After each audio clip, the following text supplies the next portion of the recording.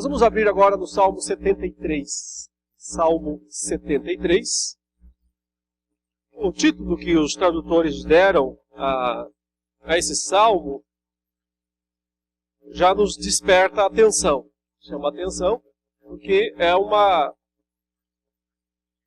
problema até hoje, né? Não é uma coisa só daqueles dias. Embora daqueles dias isso tivesse uma conotação muito específica, eu gostaria também de falar um pouco sobre isso, mas a aplicação realmente é para sempre. O problema da prosperidade dos maus. Tem um livreto escrito pelo, que é considerado talvez o maior pregador, né, do século XX, reformado, o Lloyd Jones, que é Por que Prosperam os Ímpios? É, na verdade, uma exposição desse salmo, Salmo 73, mas aí é um livro não tão grosso, mas, ou seja, todos os sermões, é um sermão só, né, do Lloyd Jones, acho que são mais de um, mas ele se estende bastante nos seus sermões, e ele falou muito sobre essa questão lá, bem interessante. Então, se alguém quiser depois ler algo específico sobre isso, fica a recomendação desse material. Pode ser achado, acho que facilmente aí, não é um livro grosso também. Eu não vou aqui seguir o que ele expôs lá, né? Agora, faz muito tempo que eu li, por isso que eu me lembrei de mencionar agora aqui. E eu lembro que eu encontrei lições muito preciosas, né? Porque eu li esse livro falando aqui da prosperidade dos maus, do problema da prosperidade dos maus. Porque a pergunta por trás desse salmo, e também de outras porções do Antigo e do Novo Testamento, é: se Deus é bom e justo, como ele de fato é, por que é que ele permite que os ímpios prosperem? Por que eles não são punidos? Por que passam vidas inteiras, e às vezes longas, sem nunca se arrependerem dos seus pecados, sem nunca mudarem suas atitudes? Pode até fazer de conta que mudam, né? Disfarçam para ganhar mais votos, mas nunca de fato mudam suas posturas e não são punidos. Para nós, né, no Brasil, isso ainda é mais emblemático, porque talvez aqui o salmista, em certo momento, esteja pensando naquela punição divina mesmo. Porque ele não fica doente de uma vez, porque não morre de uma vez essa pessoa, né? A punição divina, digamos. Mas nós temos também o fator adicional aqui, que é a impunidade prática, né? A impunidade social, a impunidade civil. Também não há punição à altura. Existe, e hoje nós começamos a ver no Brasil um começo, um início aí de uma mudança talvez de mentalidade, que talvez vai demorar muito tempo para conseguir se implantar, e fala, né, de punir gente importante, punir gente rica, que tem grandes recursos, mas mesmo assim são punições que sempre ficam aquém dos fatos praticados. Sempre tem uma maneira de fazer uma delação e encurtar a pena. E é claro que a gente tem que até achar esse negócio de delação bom, né? A que ponto chegamos? Nós temos que achar bom. Por quê? Porque do contrário não tinha nada. Então a gente começa a pensar que é bom. É bom na certa perspectiva. Muito pragmática. Mas, evidentemente, não é o ideal. Não é o que deveria ser. Se é que a gente pode dizer que num mundo caído, pervertido, corrupto, como nós vivemos, nós deveríamos esperar algo melhor. Será que nós devíamos? Mas a pergunta por trás desse salmo, de outras porções da Escritura, é: por que é que os ímpios prosperam? E isso muitas vezes se choca, ou se chocava no caso dos hebreus. Vamos pensar aqui no contexto em que o salmo é escrito, ele é escrito por Asaf, né, na antiga aliança, debaixo de uma pregação muito contínua, muito constante, de que quem é justo é recompensado pela sua justiça e quem não é punido. Se você lê muitos dos provérbios, Você percebe essa máxima? Essa máxima existe, ela é real. Né? Deus vai abençoar o homem que anda, né, nos caminhos dele e vai punir os ímpios, os perversos serão punidos. Então, essa é uma verdade da Escritura. Mas que às vezes, também já era o caso do Antigo Testamento, parece não se encaixar com a realidade quando se vê o contrário acontecendo. Então fica a pergunta: onde está o Deus dos provérbios? Onde está o Deus de Deuteronômio, que fala: se vocês obedecerem, serão abençoados, recompensados, senão serão punidos. Não. Onde está a punição que parece que não vem? Então, não só esse salmo, mas também outras porções do Antigo Testamento fazem um contraponto aqui e mostram que, embora essa máxima seja verdadeira, ou seja, que Deus abençoa os justos, mas pune os perversos, nem sempre isso vai acontecer quando nós queremos, não é no nosso tempo, necessariamente não é nesta vida, e existem fatores excepcionais. E um deles, que também então é muito explicado no Antigo Testamento, é que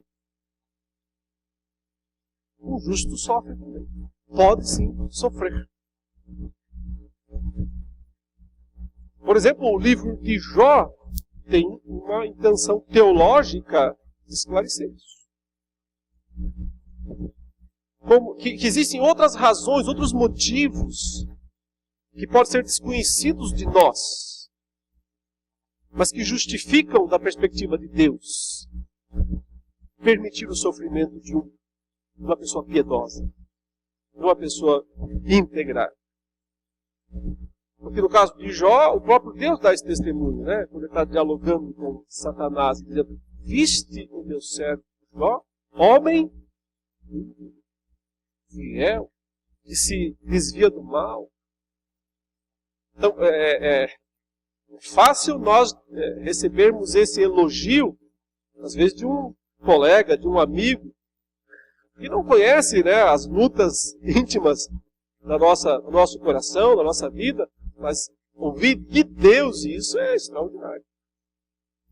Deus falar: ele é um homem fiel que se aparta do mal. E, no entanto, alguns momentos depois, como ele está? Depois dessa grande declaração de Deus a seu respeito, algum tempo depois ele está na pior situação possível. Imaginar. Perdendo aquelas 3 coisas mais valorizadas por todo mundo.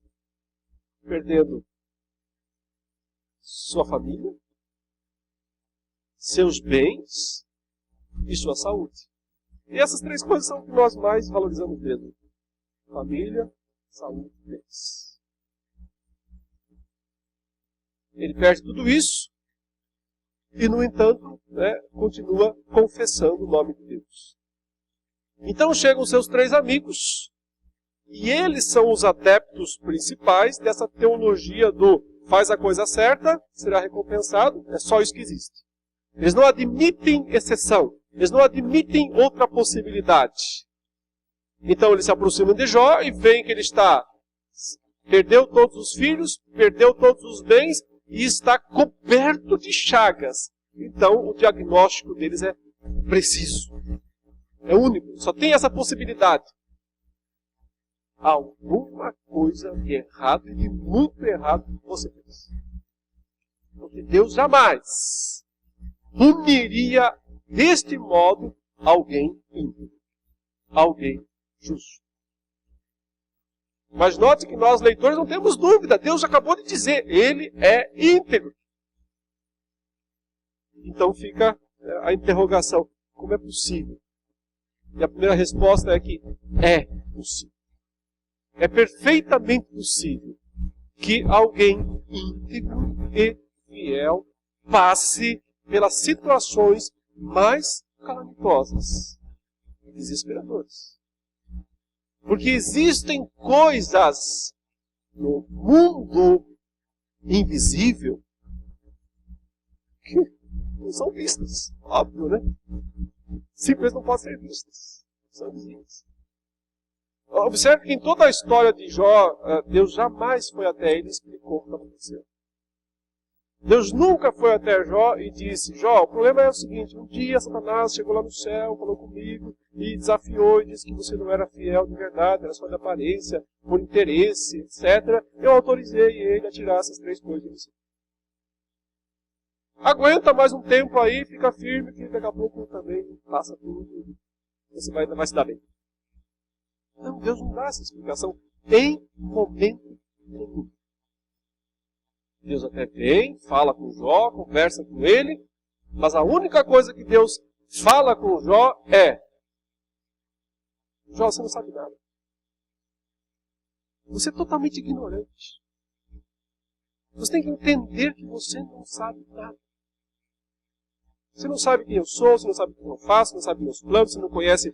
Mas eu só quero que você saiba de uma coisa, e isso você pode saber. Você pode confiar em mim.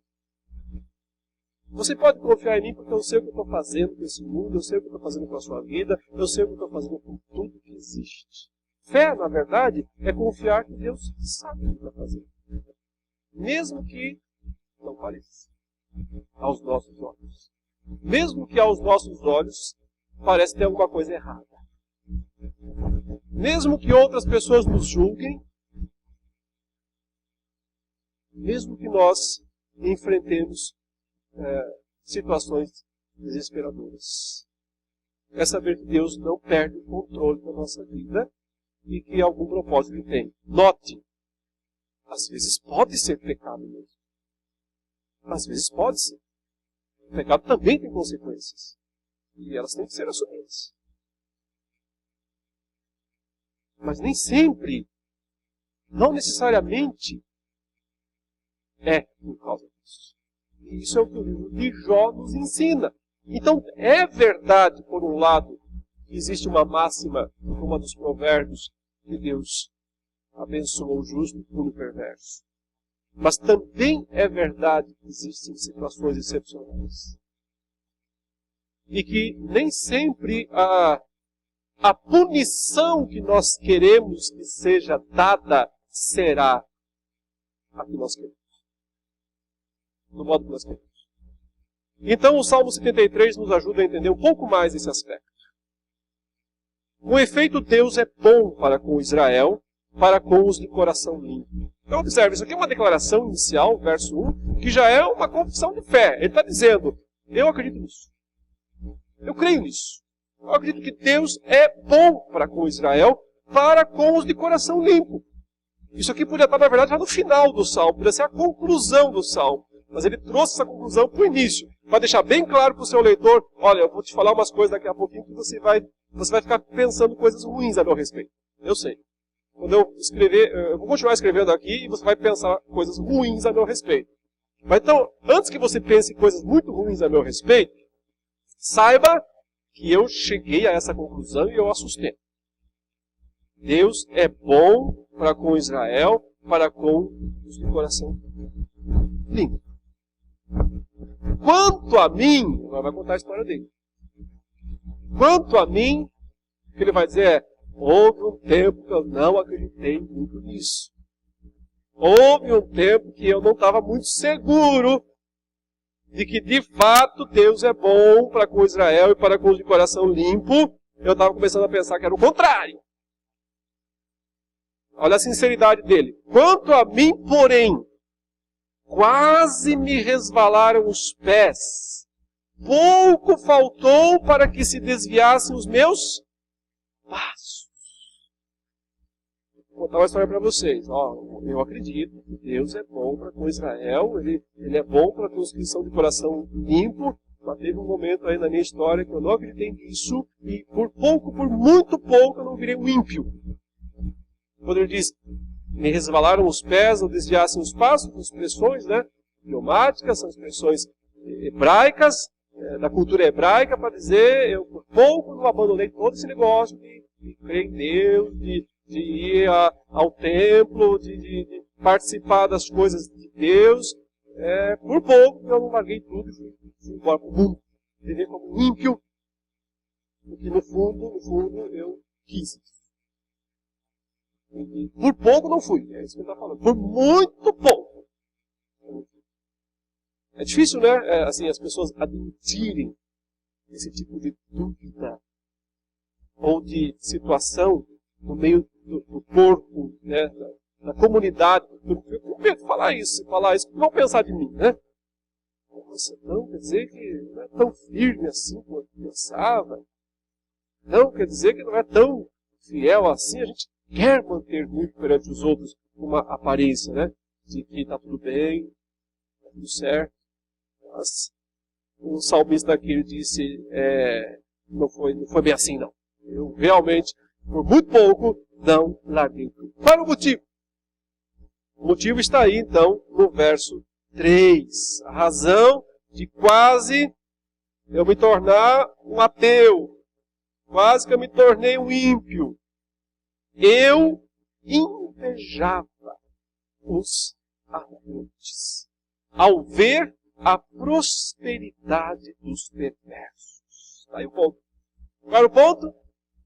Eu estava me sentindo muito mal porque eu estava vendo que as coisas não pareciam justas. Porque Deus não pune esses caras como eu achava que ele ia punir. E esses caras estão sempre mais ricos. E estão sempre mais na boa. E eu invejei isso. Olha que interessante, né? Um crente, uma pessoa regenerada, admitir que tinha inveja. Ele tinha inveja de uma situação que ele não tinha. Gostaria de ter, mas não tinha. E aí ele faz uma descrição bem pictórica aí dos perversos, ela é bastante exagerada. Até tem a intenção mesmo de mostrar como ele os via. Quer dizer, tem um pouco uma questão meio psicológica aqui, né, que a gente acaba exagerando muitas coisas quando nós estamos numa situação de luta pessoal. Passa a olhar para fora e aumentar muito a situação. Ele realmente faz uma descrição muito pictórica, ele diz, para eles não há preocupações. Isso não é bem assim, né? Mas é assim que ele estava pensando. Para eles não há preocupações. O seu corpo é sadio e débil. Não tem doença. Não cansam, né? Verso 5. Não partilham das canseiras dos mortais. Nem são afligidos como os outros homens. Ou seja, todo mundo leva bordoada e eles ficam numa boa. Eles nunca são golpeados, eles nunca são atingidos, nunca são afligidos. Nunca acontece com eles. As coisas ruins nunca acontecem com eles. Consequência, o verso 6, daí a soberba que os cinge como um colar e a violência que os envolve como um manto. Então ele fala de um colar, um enfeite deles que é a soberba, essa é a joia deles, e o manto que eles usam é a violência. São expressões bem poéticas, mas que mostram, explicam realmente uma posição exagerada, evidentemente, de alguém que não teme ninguém, que sabe que não será punido e que não está nem aí para os outros. Essa é a ideia, a violência que os envolve como humano. Agora o verso 7 que é interessante. Os olhos saltam-lhes da gordura. Então, aqui é uma descrição bem vitórica. Né? Eles estão tão gordos, mas tão gordos, o olhozinho salta, né? Uma descrição bem engraçada, né? É uma descrição veterotestamentária, obviamente, aqui sem qualquer tipo de ataque, né, pejorativo à obesidade, né, moderna, embora cuidado também com ela. Mas o aspecto aqui que está falando assim, imagina aquela pessoa, aquele cara gordo, não consegue ficar em pé, ele está lá deitado no harém dele, cercado por tudo que prazeres, comida que não acaba mais, qualquer coisa, ele está ali Essa é a descrição que ele faz. É por isso que eu estou dizendo que ela é uma descrição intencionalmente. É claro que pode existir pessoas assim, pode existir, mas são todos assim. Ele está descrevendo isso para mostrar em parte, o que vai explicar daqui a pouco, que foi justamente a ideia de que a sua inveja condicionou o seu julgamento. Em todos os sentidos. Em todos os sentidos. Né? A sua, na verdade, falta de confiança em Deus o levou a ter uma visão que é correta da realidade, mas em algum ponto distorcida, em algum ponto exagerada. Sempre é possível exagerar para mais. Os olhos saltam-lhe da gordura do coração, brotam-lhes fantasias. A ideia é, eles estão sempre buscando uma nova fantasia para satisfazer os seus desejos perversos. Claro que existem reis, né? Herodes parece que era um rei assim, que gostava de fazer crueldades, uma maneira de se satisfazer. Nero também é mencionado na história como quem gostava de promover grandes crueldades contra as pessoas como um espetáculo público, como uma maneira de conseguir diversão. Motejam, falam maliciosamente, da opressão falam com altivez, ou seja, eles não temem nada. E o pior, aí vem o verso 9. Contra os céus desandam a boca e a sua língua percorre a terra. Então, eles, além disso, eles falam contra Deus. E aí está o que estava, parece que, doendo mesmo aí no coração do salmista, porque ele está dizendo, ora, por que é que Deus não faz alguma coisa? A gente lê lá no Antigo Testamento que os caras chamaram um profeta de calvo e morreram. A gente vê um cara lá que encostou na arca da aliança e morreu. E aqui esses caras estão nessa situação, desandam a falar contra os céus, e nada acontece com eles. Verso 10. Por isso o seu povo se volta para eles e os tem por fonte de que bebe a largos solos. E esse é um ponto também muito interessante, porque não tem como os súditos não serem, em alguma medida, impactados pelos seus governantes. Quando existe impiedade no governo, necessariamente haverá impiedade no povo, na população. A sensação de impunidade nas altas esferas multiplica a criminalidade na vala comum. Necessariamente. É um incentivo para a impiedade, é um incentivo à perversão. Por isso, os governos têm tanta responsabilidade diante de Deus.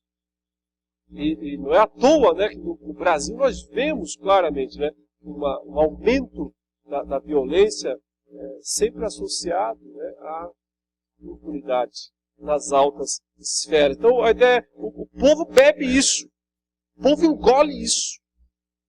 Os súditos desses caras, eles bebem isso, eles engolem isso, e eles vão sendo alimentados desta ideia, desta impressão, e vão cada vez mais perpetuar a impiedade, a depravação na sua vida.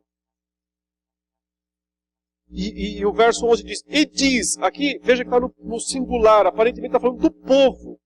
O povo diz, como sabe Deus? Acaso há conhecimento do Altíssimo?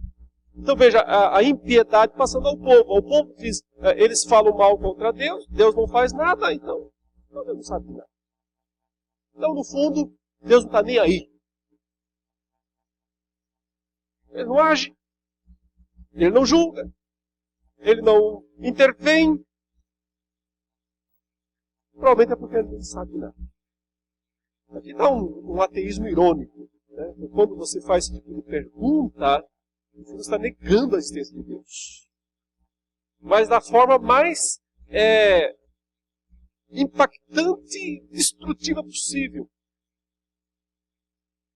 Porque nós, seres humanos, nossa cabeça funciona muito com ironia. Funciona muito com esse tipo de declaração, sabe? A declaração formal, proposicional não nos afeta tanto, mas aquilo que nos leva como é que eu vou dizer, a tirar sarro de uma coisa, aquilo que nos leva a minimizar, menosprezar aquilo, isso causa um efeito terrível na nossa vida. Então, quando quando o povo, será que Deus sabe? Acaso Deus sabe? Esse é o caminho mais destrutivo para o ateísmo. Porque ele não é puramente racional. Ele mexe com as emoções. E, na verdade, o ateísmo é muito mais emocional do que racional. Ele é muito mais emocional. Não é uma questão de fazer as perguntas certas, é questão de fazer as perguntas erradas. Você faz as perguntas erradas e não as certas, o efeito emotivo, o efeito é muito maior. Enfim, esse é só um detalhe aqui. Mas a conclusão do salmista está aí no verso 12, ele diz, e é isso aí. Os ímpios são esses aí, sempre tranquilos, aumentam suas riquezas. Né? Essa foi a conclusão dele no verso 12. É isso aí. Olha os caras lá, olha lá. Tudo uma boa. Olha lá, ninguém vai preso, olha lá, ninguém é punido, todo mundo, uma boa. E essa é a realidade. Parece uma declaração do programa do Datena, né? Mais ou menos isso. O verso 13, então, ele volta para a sua situação pessoal, e agora nós vamos entender um pouco mais do seu dilema, um pouco mais da sua luta, do porquê. Você vai ver que não é uma coisa puramente de observação. Ele não estava só observando de longe, não. Era uma coisa muito mais íntima dele, tinha uma situação pessoal aqui, uma situação pessoal envolvida, muito íntima. Vamos lá. Com efeito, inutilmente conservei puro o coração e lavei as mãos na inocência. Declaração forte. Sabe aquele negócio de fazer as coisas certinho? Sabe aquele negócio de viver da forma correta? Foi tudo inútil para mim. Foi tudo perda de tempo. Ele está explicando o que ele sentia. Ele estava sentindo. Mudou depois, tá? Você já começou dizendo, com efeito, Deus é bom para com Israel. Você vai pensar um monte de coisa ruim a meu respeito, mas lembra sempre disso. No final eu cheguei à conclusão correta, mas eu estou contando para você como é que foi o meio. E o meio não foi fácil. O meio não foi bom. Eu estava nessa situação, achando que era tudo inútil. Era inútil lavar as mãos na inocência. Por quê? Por um lado estão lá os perversos. Eles fazem tudo o que eles querem, estão numa boa. E eu, de contínuo, sou afligido. E cada manhã castigado.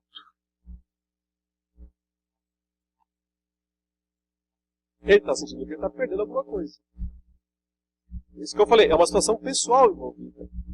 Ele está dizendo, enquanto eu vejo esses caras numa boa, fazendo tudo o que querem, não presta, só prosperando, eu só pagando pato. Eu tentando fazer as coisas certas, tentando obedecer às leis de Deus, tentando ser um crente fiel, e só pancada para cima de mim. Todo dia afligido. É uma expressão muito forte aqui mesmo, fustigado com varas, né? Machucado, ferido. Cada manhã castigado. Aqui né, não é uma coisa que dá a ideia de uma coisa aleatória, não, mas é um castigo mesmo. Alguém chegou ali e me puniu, como se estivesse me punindo por uma coisa que eu fiz.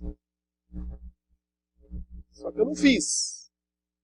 Ele está falando, eu estava tentando viver da forma correta. Bom, aqui nós percebemos então, né, que a dúvida, na verdade, do salmista, ela foi muito pontual, muito específica, porque envolveu uma situação presente de sofrimento. Envolveu uma situação de perda. Ele não diz o que era. Se era uma enfermidade, se era um problema familiar, se era pobreza. Ele não diz. Pode ser qualquer coisa. De fato, não é um padrão, não tem que ser uma coisa específica. qualquer coisa que nos causa dor, qualquer coisa que nos causa sofrimento, desespero.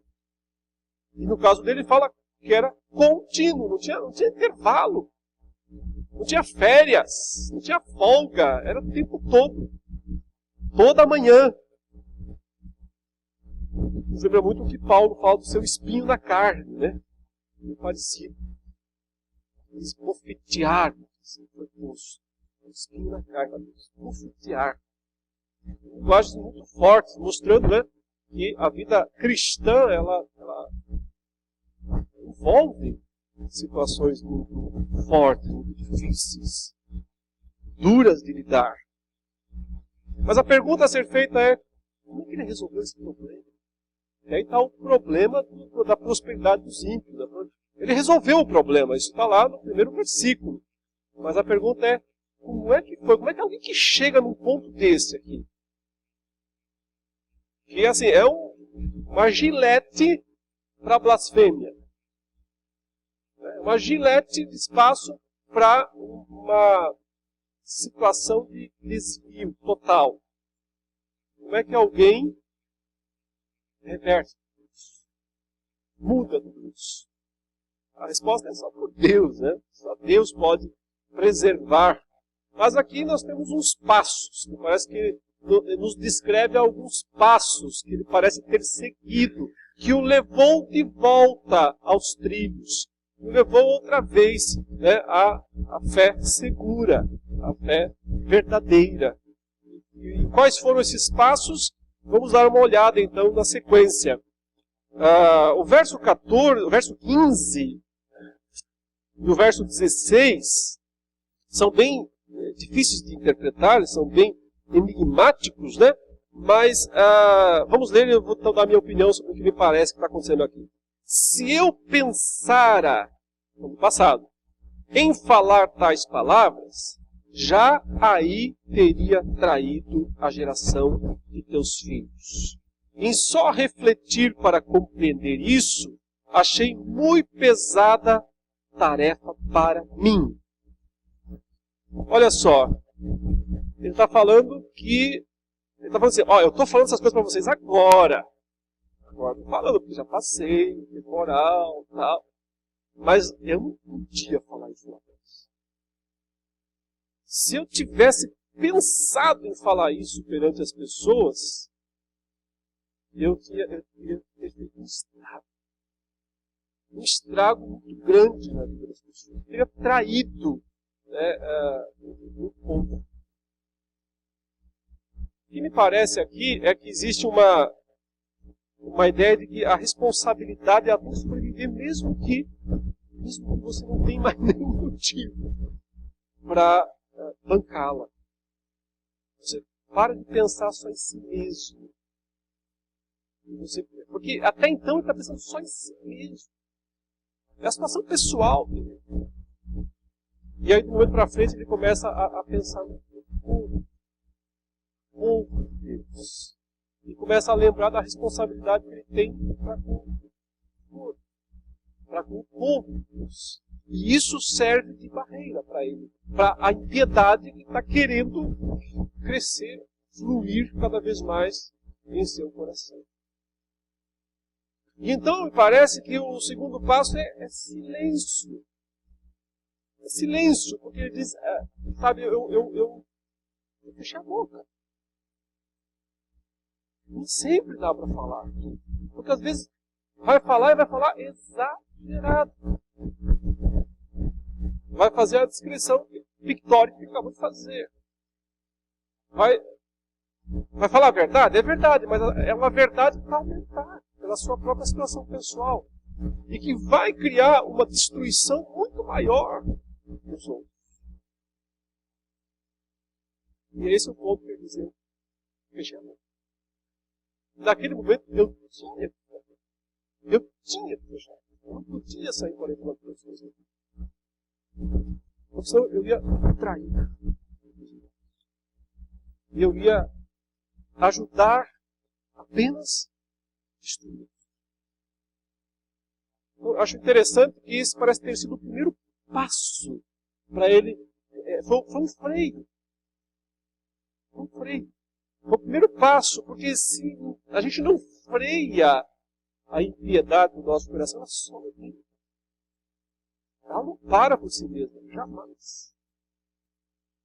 Então, a consciência regenerada, ela tem que impor um freio aos resquícios da nossa natureza pecaminosa que estão em nós, mesmo após a conversão. Tem que impor um freio aí. Tem hora que dá para falar, mas tem hora que não quer.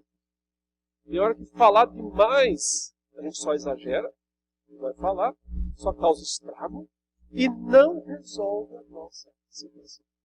Não resolve o nosso problema. Então, isso parece ser a primeira coisa aqui que o seu primeiro passo para recuperar, né, o caminho correto. Mas em segundo lugar, observe que ele, então, vai ao lugar certo para resolver o seu problema. Ele vai ao lugar certo, porque tem gente que quando tem problema vai para os lugares mais errados possíveis. Mas ele, interessantemente, foi buscar refúgio no lugar certo. Ele diz, até que entrei no santuário de Deus. Até que entrei no santuário de Deus.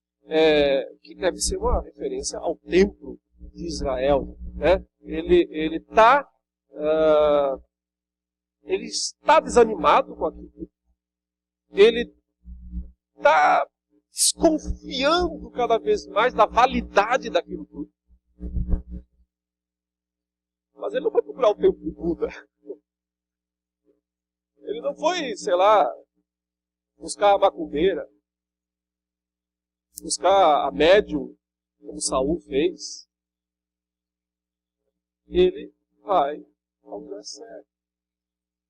E parece que ele vai como um resultado dessa situação em que ele se calou, para não destruir mais, ele se calou, e então ele começou a pensar intimamente e foi doloroso demais. Foi doloroso demais manter isso intimamente, então ele diz, eu tenho que fazer alguma coisa, né? E ele vai até o santuário de Deus. Irmãos, nós não temos santuário. Tá? Entrar aqui dentro dessas quatro paredes não vai resolver o problema de ninguém. Nós vamos confundir as coisas. Nós não estamos na velha aliança. O santuário de Deus na velha aliança é o quê? Para nós. Isso. É Jesus Cristo. É Ele. Ele é o templo. Ele é o santuário. Ele é a razão da nossa fé. Então, ir atrás de instrumentos. Hoje nós não vamos atrás de instrumentos mediadores. Ele vai ao coração da fé. Ele vai ao centro da existência da fé. Não é? E no caso deles, sim, era um lugar de tijolo, parede, né? No nosso caso. Mas o princípio permanece o mesmo. E tem a ideia de que a reunião do corpo de Cristo, aí são pessoas, né? Formam, né, a presença de Deus também, porque Ele é o cabeça. Jesus Cristo é o cabeça dessa igreja, é o cabeça desse corpo. Então, para nós, santuário tem que ter essas ideias. Cristo, o cabeça, e o seu corpo. Não são paredes, não são objetos, não são instrumentos. Mas ele foi ao lugar certo. E quando chegou lá, ele viu que a sua visão estava distorcida. Ela não era errada 100%, mas ela estava exagerada. Ela estava distorcida. Ele disse, eu fui até o santuário de Deus e atinei, quer dizer, finalmente, né, acendeu uma luz com o fim deles. O fim deles. Eu acho interessante essa palavra fim aqui. Porque a gente não quer saber do fim, a gente quer saber do meio. No começo a gente quer ver a punição agora. A gente quer ver a justiça de Deus já. E ele disse que, na verdade, o ajudou a mudar a sua perspectiva para saber que isso tem um fim. Isso tem um fim. Nós, embora não seja errado desejar que justiça seja feita aqui nesse mundo e que os ímpios perversos sejam punidos aqui, nós nunca podemos nos esquecer que isso não significaria nada em termos de punição definitiva. Isso sempre seria parcial, porque ninguém pode ser punido totalmente pelos seus pecados aqui nessa vida. Ninguém pode ser punido totalmente pelos seus pecados aqui nessa vida. É por isso que tem um inferno. É por isso que existe um lago que arde com fogo e enxofre. Só Ele pode fazer plena justiça aos ímpios.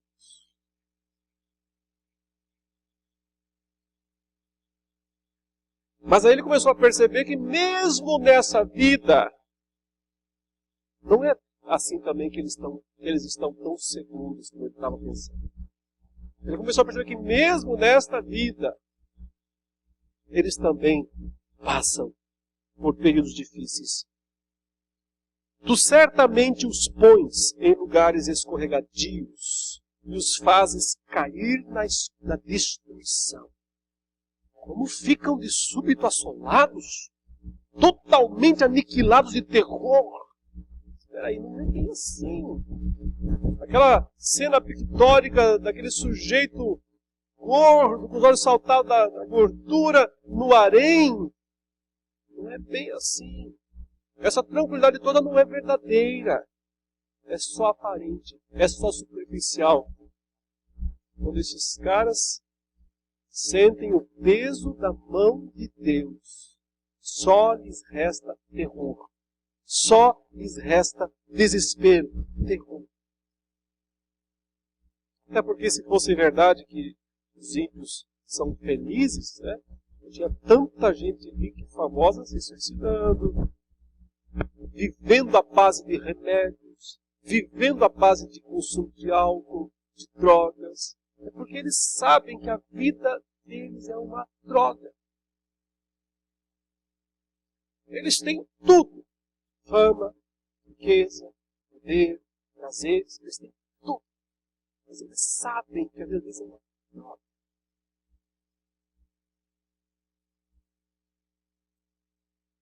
E por isso tentam minimizar as suas dores, o seu desespero, com o mundo pode oferecer.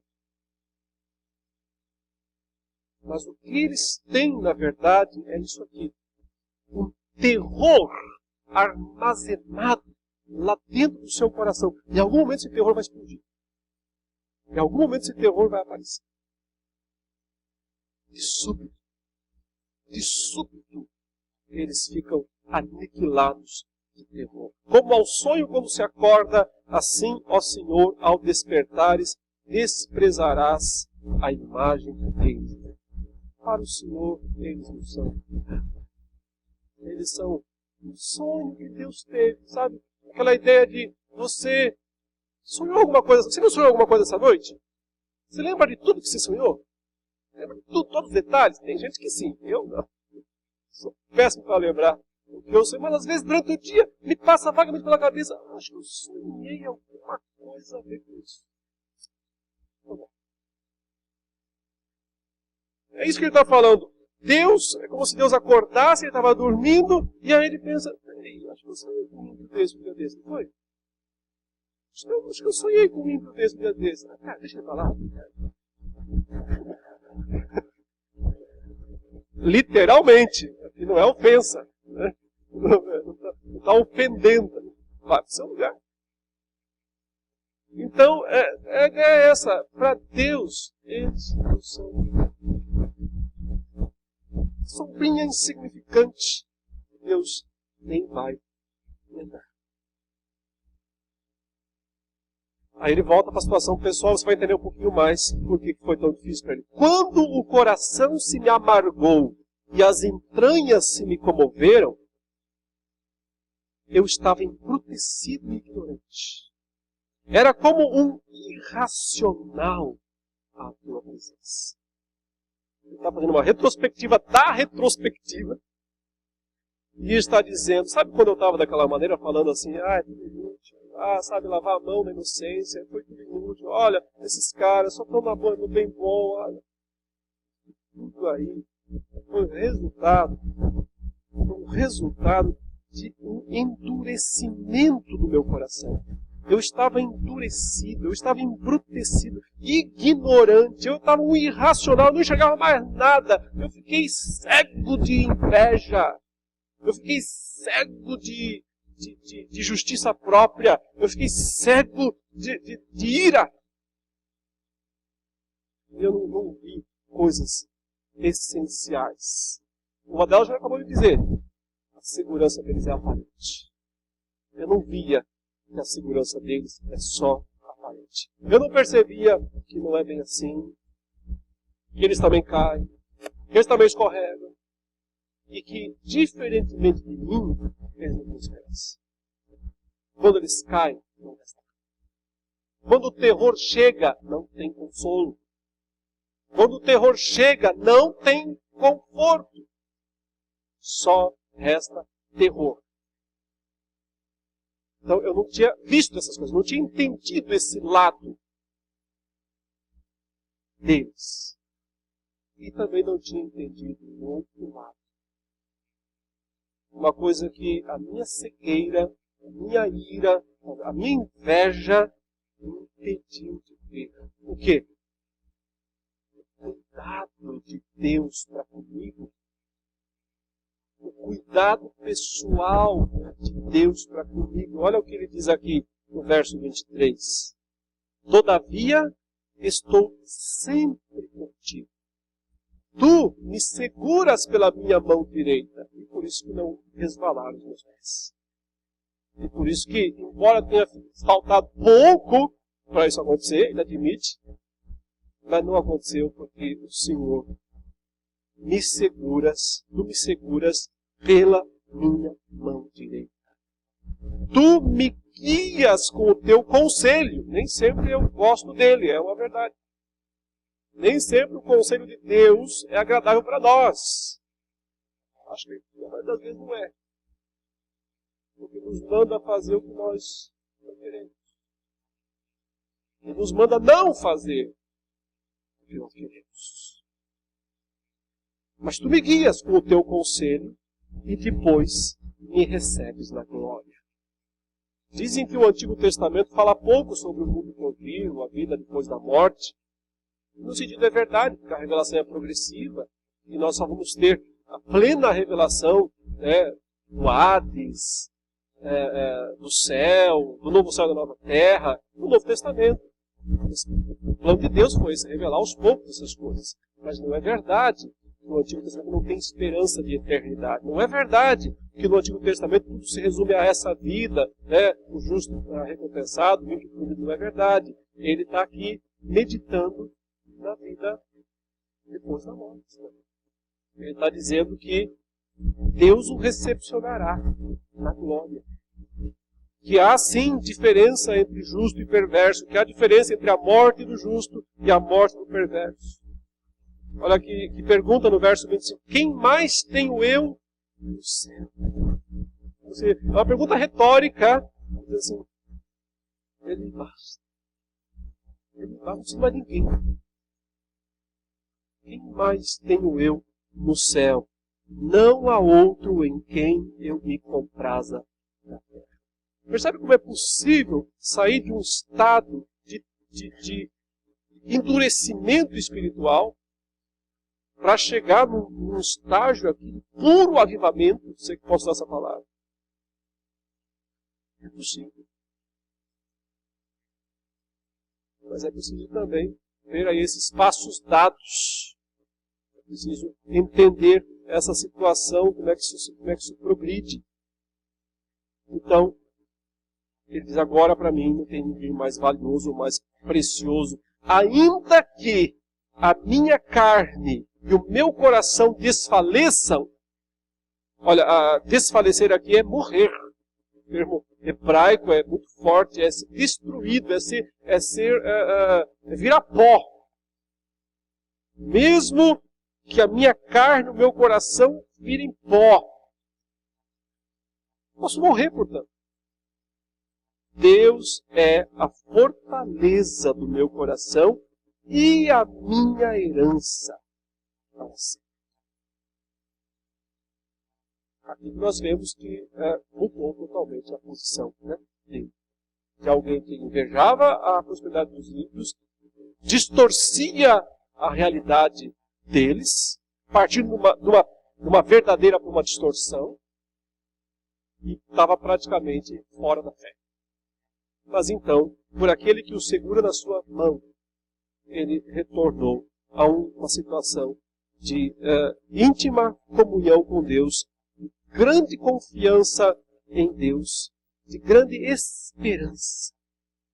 Esperança. Ele é a minha herança, ele diz, para sempre. E sobrou tempo para dar um alerta para os seus leitores que possam estar na dúvida. Os que se afastam de ti, tem outra coisa.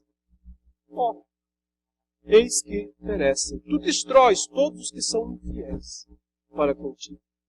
Quanto a mim, bom é estar junto a Deus.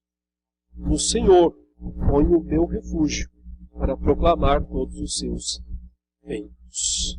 Por isso ele diz, Deus é bom para com Israel. Teve um tempo que eu não achei isso. Não acreditava nisso. Mas acreditei depois que eu entendi algumas coisas. Entendi quando fui ao lugar certo. Primeiro quando me calei. Primeiro quando eu usei a consciência que eu já quase não tinha para brecar a impiedade do meu coração, que queria sair pela boca todo puxo. Isso amargou, isso foi difícil fazer. Isso causou uma gastrite. Veja que ele fala de entranhas que se comoveram, né? Estava borbulhando dentro de mim. Foi muito difícil. Mas aí eu fui até o santuário de Deus. Uma partir disso. Entendi qual é o fim deles, qual é a punição deles. Entendi que mesmo agora é tudo aparente, é tudo fachada, eles não estão tão bem quanto parece. Mas o principal, entendi que o Senhor cuida de mim. Que mesmo na minha ignorância, que mesmo no meu embrutecimento, a mão dele não me largou. Que mesmo no meu embrutecimento ele continuou com o caminho aberto para eu me aproximar dele. E eu tenho esse tesouro precioso que é saber que quando o pai leva uma criança, até onde lá na frente ele vai me decepcionar. Ele não é só o fim do caminho, ele é o início, ele é o meio. Entendeu? Leva pelo caminho e lá no final ele me decepciona. Então, eu cheguei à conclusão de que tesouro mesmo é Deus. O que eu mais tenho, é só o que eu tenho no céu e na terra. Isso é tesouro. E a minha vida é paz. A minha vida é proclamar esses feitos. É a minha missão. Missão só existe a partir de transformação. Missão é o resultado, né? Da grande transformação. Do contrário, ela é perda de tempo. Mas, quando há, de fato, uma grande mudança, então surge também a missão. Esse é o resumo, queridos, do ensino desse salmo, dessa passagem.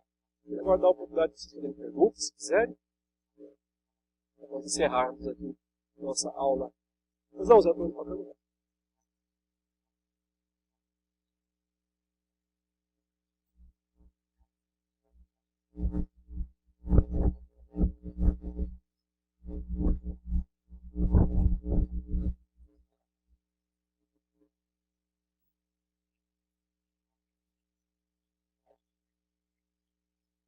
Por um apego exagerado, um amor, né, como o texto fala aí, né, às riquezas, e deve-se entender como um amor substituto de Deus. Né?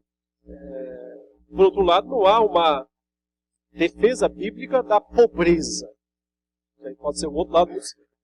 Você vai do extremo para o outro, né? É muito difícil conseguir correlacionar. Então, vamos pensar, então, tem que viver a vida total pobreza, voto de pobreza, etc. É a única maneira de sermos fiéis a Deus. Não, porque então existem outros ídolos e o próprio orgulho da pobreza pode ser um deles. Não significa necessariamente isso. Então, colocar as coisas nos seus devidos lugares. Entender quem é o único tesouro nos céus e na terra. De modo que as demais coisas todas ficam subservientes a isso. Tanto sei viver, como Paulo fala, na abundância, quanto na escassez. Tudo posso, naquele que me fortalece. Consegue transitar com certo desembaraço nessas duas situações extremas. E em todas as...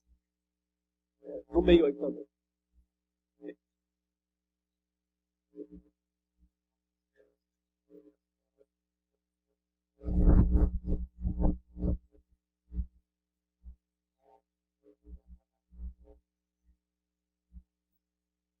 Exato. Não fica só no conceito, né? Não fica só na abstração. Chegamos aqui a uma excelente compreensão de certas coisas e agora o que faremos? Nada. Vamos voltar, continuar a nossa vidinha como ela está. Então, a compreensão verdadeira, ela tem que produzir a transformação prática necessária, mesmo que seja, às vezes, uma transformação ainda incipiente, ainda quase invisível em algumas situações. Ela precisa, essa plantinha tem que crescer e alguma mudança precisa aparecer. Eu acho que, assim, um ponto fundamental aqui é mesmo essa consciência da missão.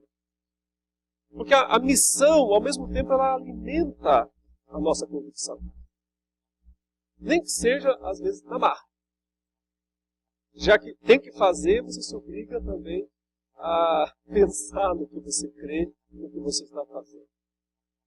Então, ela pode retroalimentar um pouco também a fé. Mas é claro que missão sem fé é realmente muito bem.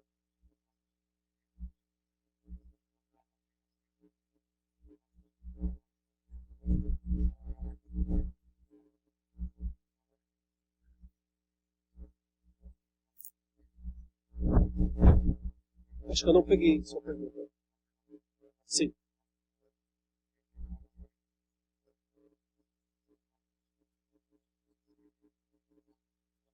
Sim. Sim, de ser, né? Um problema espiritual,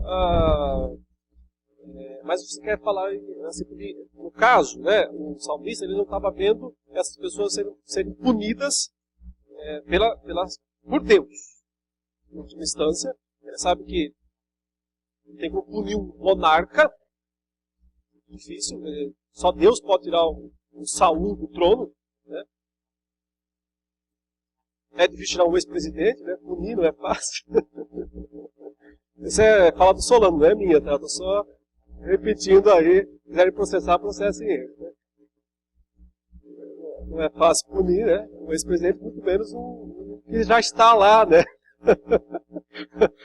Muito menos um que está instalado lá no trono. Né? É mais difícil ainda punir. Então, não se via, no caso, uma punição divina. Né? Nesse caso,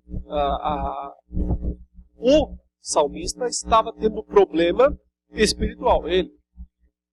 Porque ele estava querendo julgar as coisas de uma maneira demasiadamente material. Ele é que estava enfrentando um verdadeiro problema espiritual que foi solucionado, né, e registrado para nosso ensino, para nossa instrução. Mais uma ou duas perguntas? Bom, tem 4, então tudo bem. Vamos começar por idade, né? O mais velho, você. Pode falar.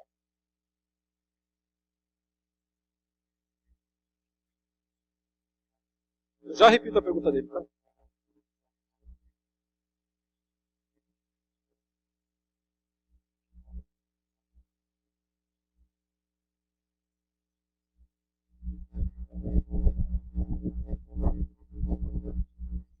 Estejamos contentes.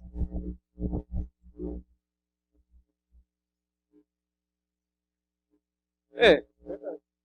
o básico não pode ser considerado pobreza, à luz da palavra de Deus. Se uma pessoa tem com o que se vestir, tem o que comer, ela não pode se considerar pobre. Então, nesse sentido, pobreza seria não ter isso. Não ter nem mesmo isso. E é possível que crentes passem situações assim. Não serão, provavelmente, situações para sempre. Mas podem ser situações temporais. Sim?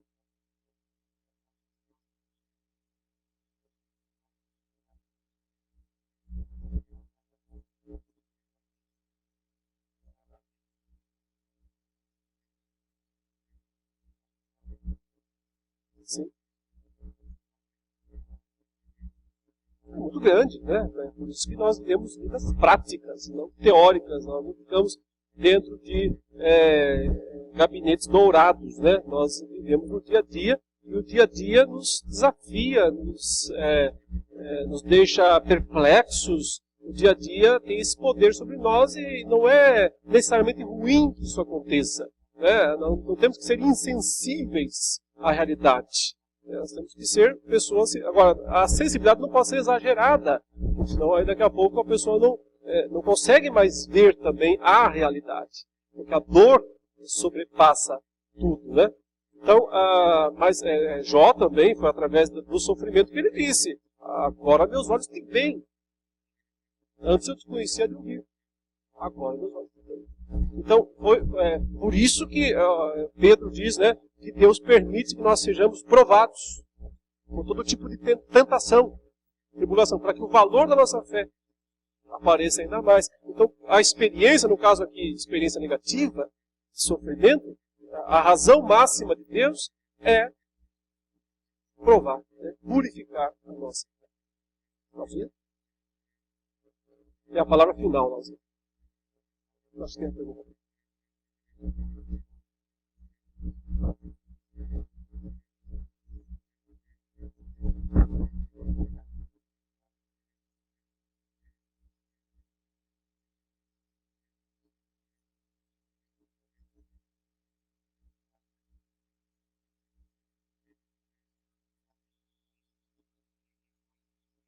Sim.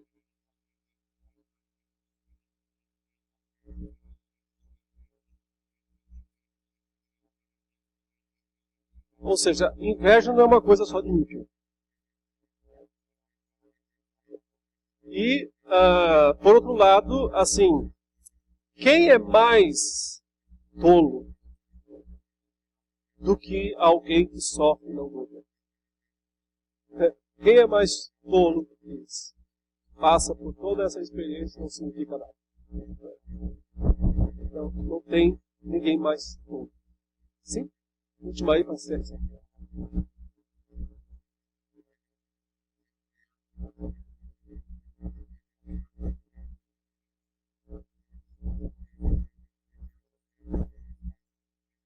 Sim.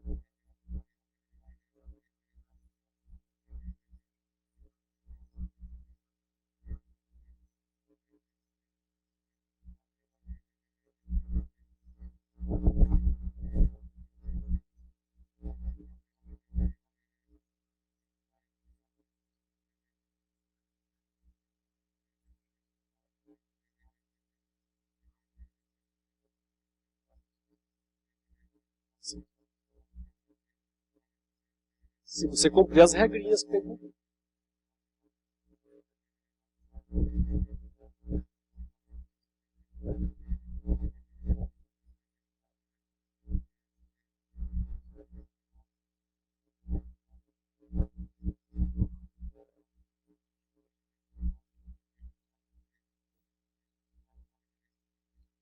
Exato. Mas infelizmente, né, o cristianismo popular, ele vai tender a sempre ser muito superficial. Porque para poder alcançar, as pessoas vão precisar de coisa que dá para tocar, dá para sentir, dá para cheirar, vai precisar desses elementos. E vai precisar ter o apelo àquelas coisas mais valorizadas, mais buscadas pelas pessoas na sociedade em que as pessoas vivem. Né? Então, de fato, né, a maioria dos pregadores se dispõe a oferecer essas coisas, porque eles sabem que o retorno vai ser grande. Eles sabem que o retorno será grande. Mas nós mesmo não sendo isento de falhas, né? Porque também há coisas demais para corrigir em nossa vida, em nossa postura, em nosso ensino, inclusive, continuemos proclamando os feitos de Deus. Né? Continuemos proclamando, anunciando, aí, como ele disse, os verdadeiros feitos de Deus. Vamos orar nesse momento para encerrar essa aula. Vou pedir para a nossa irmã Luzia, né, que possa fazer essa oração final.